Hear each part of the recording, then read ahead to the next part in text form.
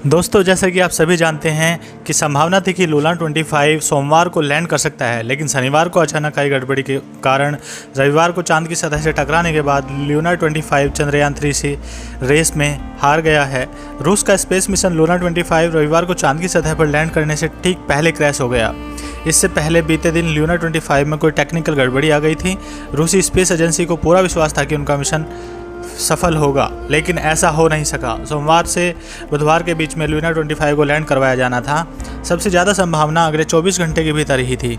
रूसी space agency ने कहा है कि उसका लूना 25 अंतरिक्ष यान चंद्रमा पर दुर्घटनाग्रस्त हो गया है।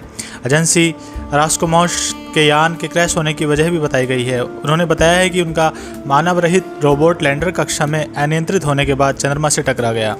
रास्कोमोस ने कहा है कि यान अपूर्व कक्षा में चला गया और इसकी वजह से ही यह चांद की सतह से टकरा गया।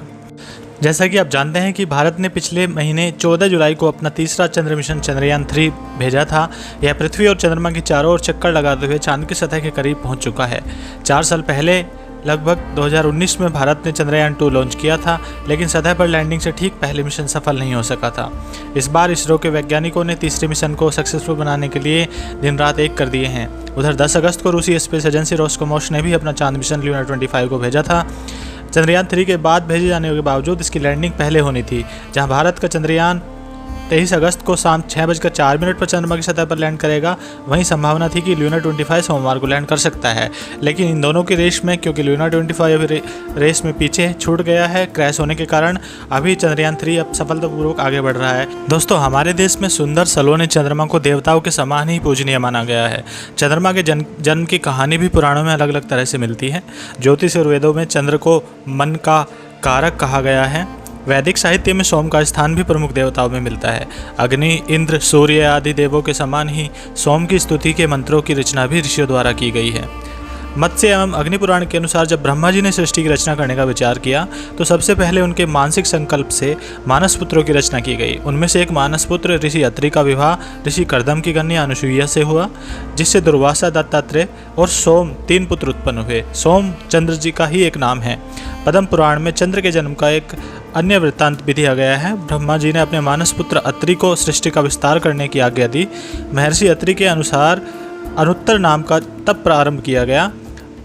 यह तप काल में एक दिन महर्षि के नेत्रों से जल की कुछ बूंदें टपक पड़ी, जो बहुत प्रकाशमय थी। दिशाओं ने स्थिर रूप में आकर पुत्र प्राप्ति करने की कामना से उन बूंदों को ग्रहण कर लिया, जो उनके उदर में गर्भ रूप में स्थित हो गया। परंतु उस प्रकाशमान गर्भ को दिशाएं धारण नहीं कर सकी और उनको त्याग कर दिया। उस त्यागे हुए गर्भ को ब्रह्मा जी ने पुरुष रूप दिया, जो चंद्रमा के नाम से प्रख्यात हुआ। देवताओं, ऋषियों एवं गंधर्वों आदि ने उनकी स्तुति भी की है। उनके ही तेज से पृथ्वी पर दिव्य औषधियाँ उत्पन्न हुई हैं। ब्रह्मा जी ने चंद्र को नक्षत्र, वनस्पतियों, ब्राह्मण एवं तप का स्वामी नियुक्त किया है। हमें यही आशा है कि चंद्रदेव और अन्य देव हमारे चंद्रयान मिशन में सफलता में सहायता प्रदान करें और तय समय सीमा पर ही हमारा चंद्रयान मिशन सफलतापूर्वक लैंड हो जाए।